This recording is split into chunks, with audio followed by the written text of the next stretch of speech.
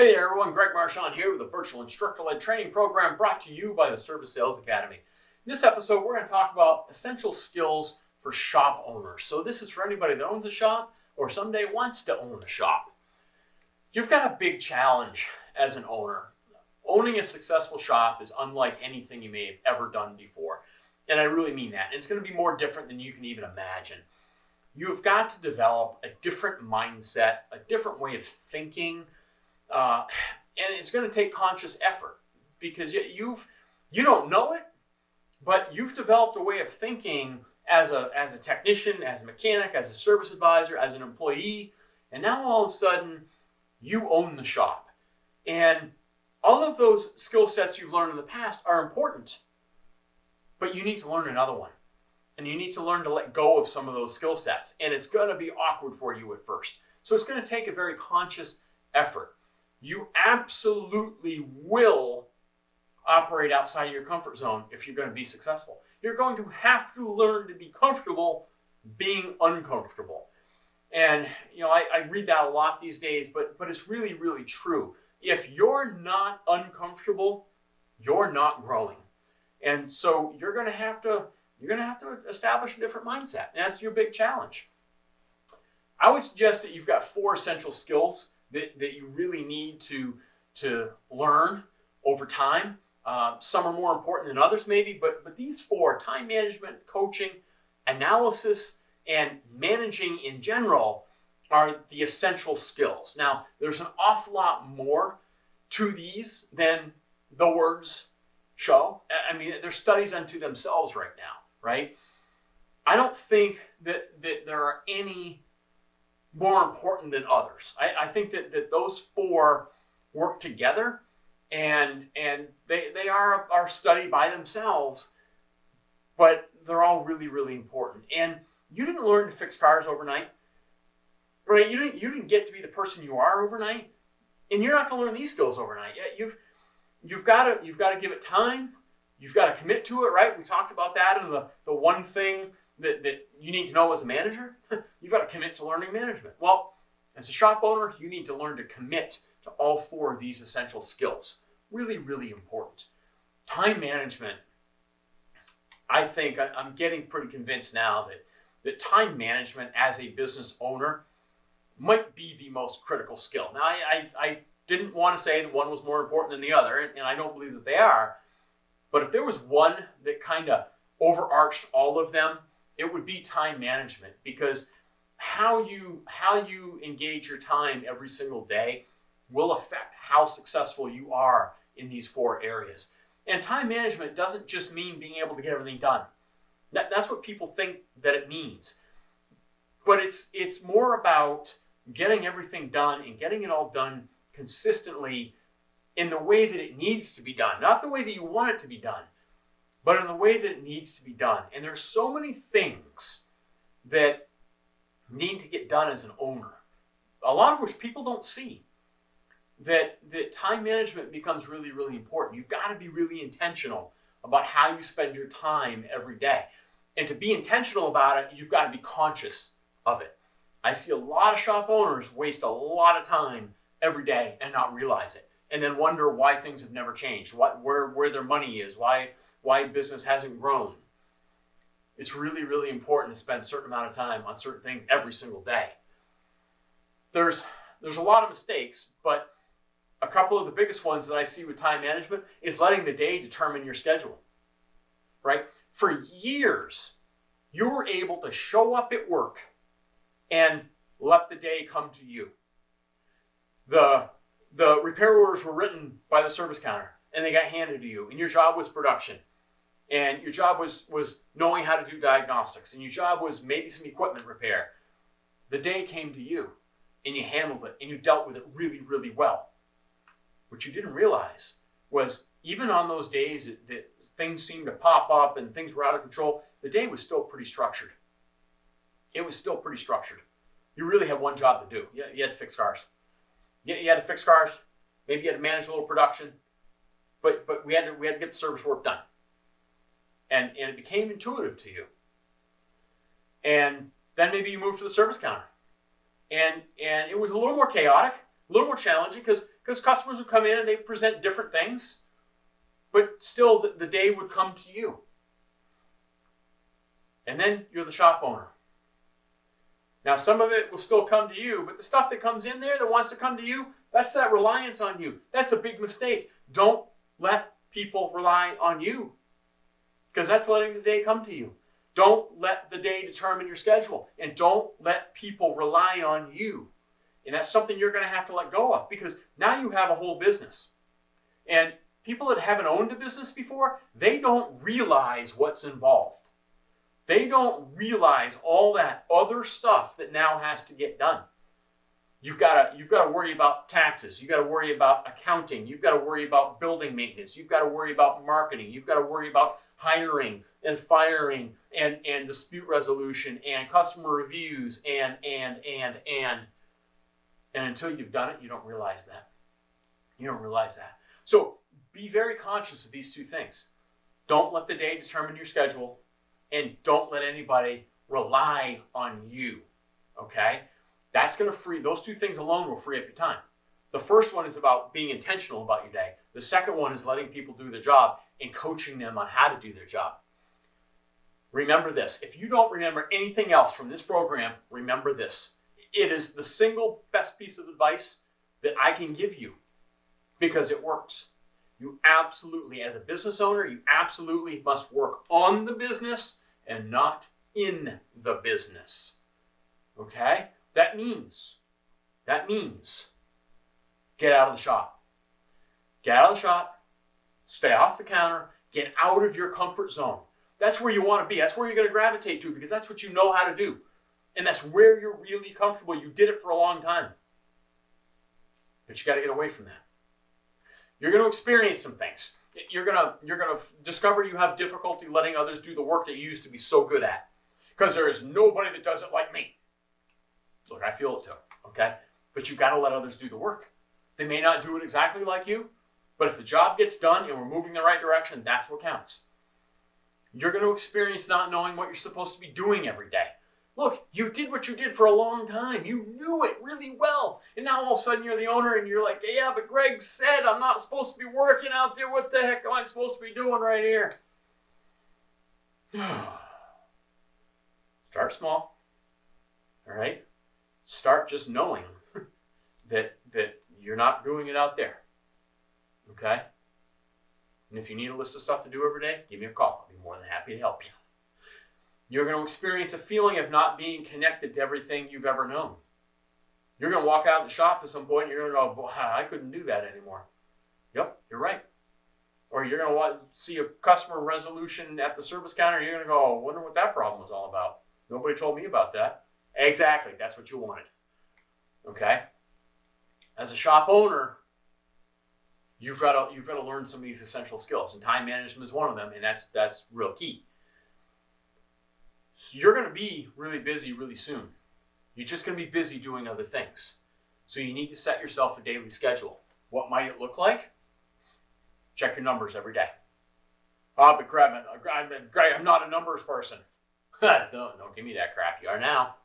You are now, because your numbers matter. So whether you think you are or not, I could argue that with you all day. You're a numbers person. You just don't realize it. Check your metrics every day. Check your numbers every single day. Check the customer schedule just to get a feel for what kind of work's coming in, who's coming in, how are they managing the schedule, because it all relates to the money that you're going to make. And if they're scheduling too light, you got to get on them to schedule heavier. And then I want you to look at your marketing. I want you to build in metrics for all your marketing. Talk to your marketing people about how you measure success.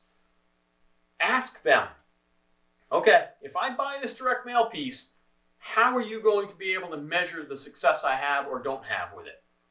Hey, this is what they do. Let them teach you, okay? But I want you paying attention to it. I want you looking at your reviews. I want to make sure those reviews are trending in the right direction. I want to look at my direct mail returns and see what's working, what's not working. I want to be talking to my marketing vendors maybe and see what I can do. Springtime's coming.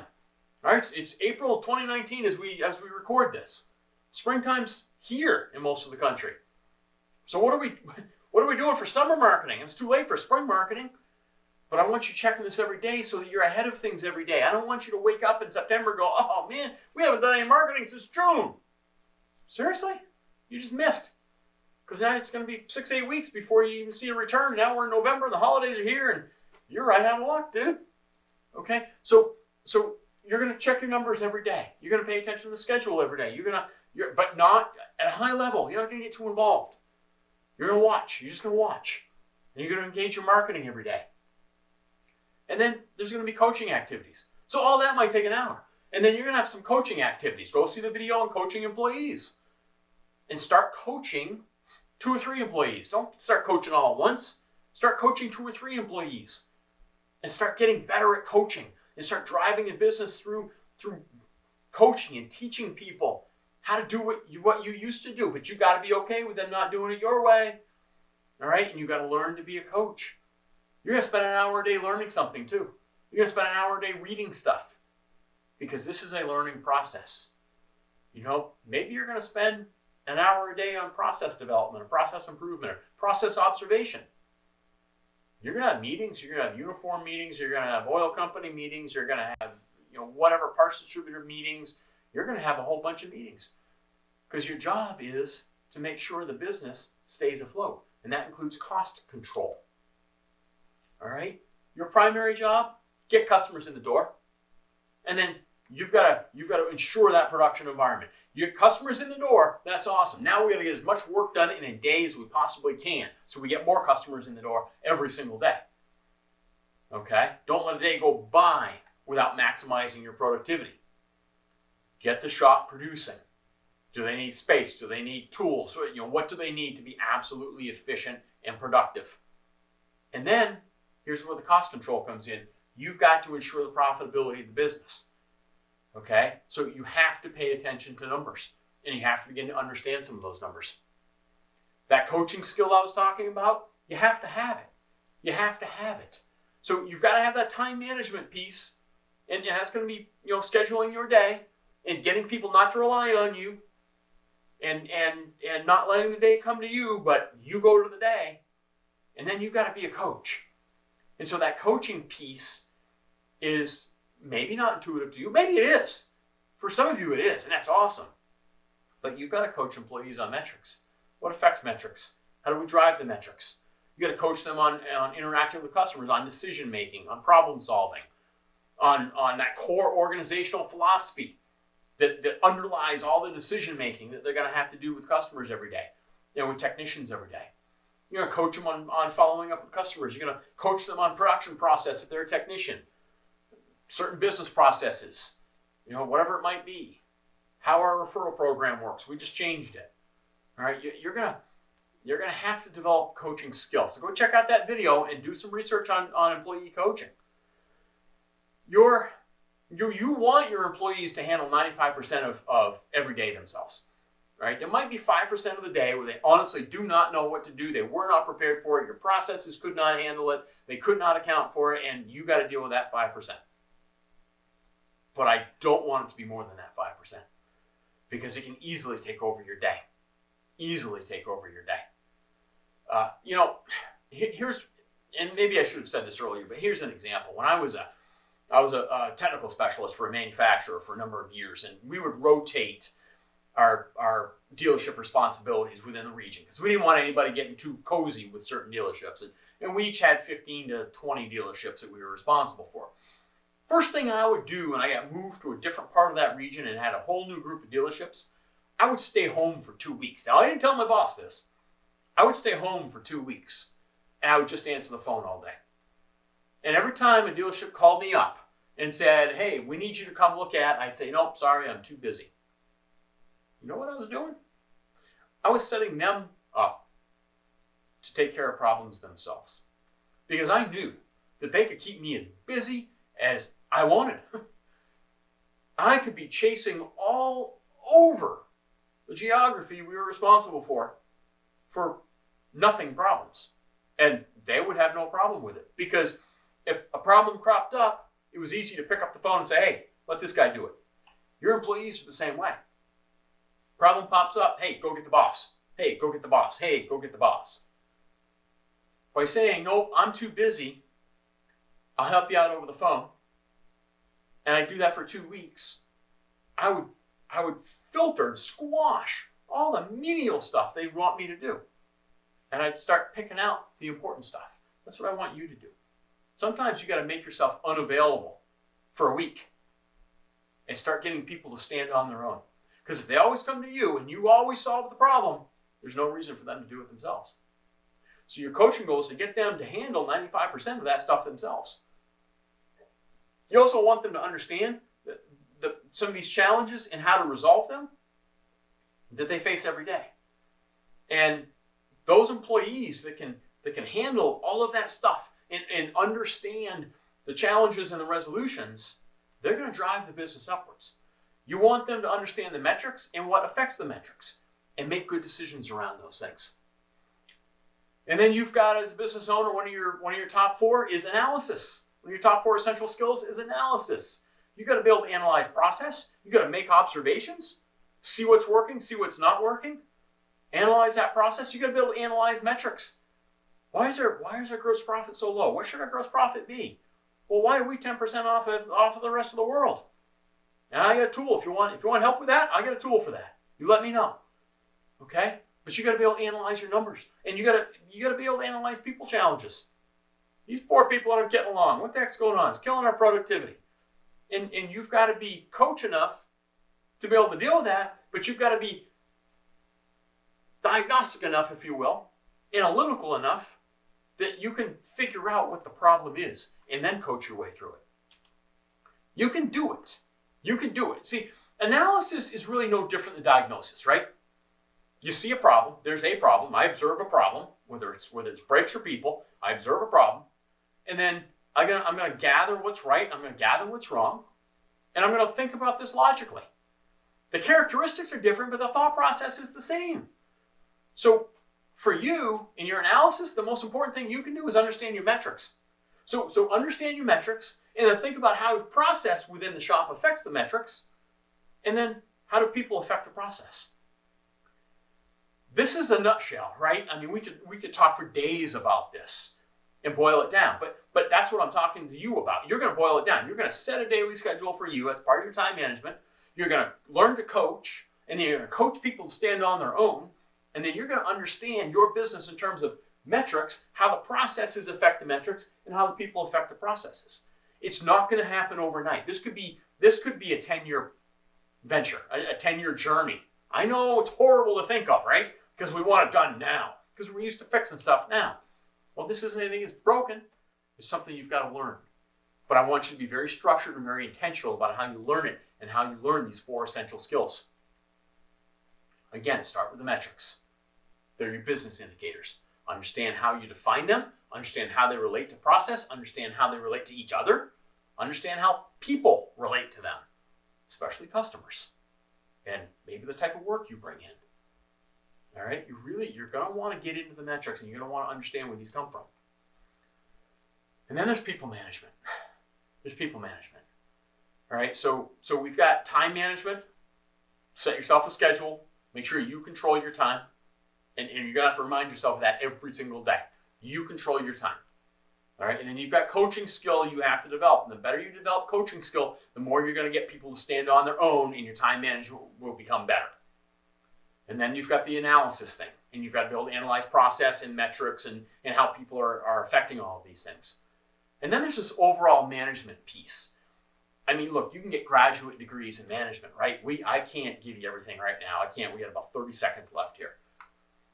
So managing, like I say in our instructor-led class, managing is very different than understanding metrics and process.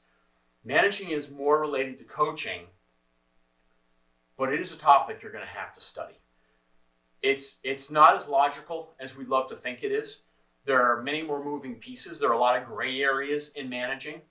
And the more you read, and I encourage you to read every day, I encourage you to go watch the videos that we've done on managing. Find videos on managing. There's tons of great learning out there online about managing. Doesn't always relate to service managing, doesn't always relate to shop management, but it's management. And take those little pieces and apply it to your organization. We'll do more on this later, okay? in summary, you need to focus on time management, coaching, analysis, and overall management. And overall management is kind of a cop-out, right? Because it's too big of a subject. Start with time management, then coaching, and then business analysis. All right? If you have questions, give me a call, shoot me an email. I'll be happy to help you out. Good luck. Keep up the great work, and never stop learning.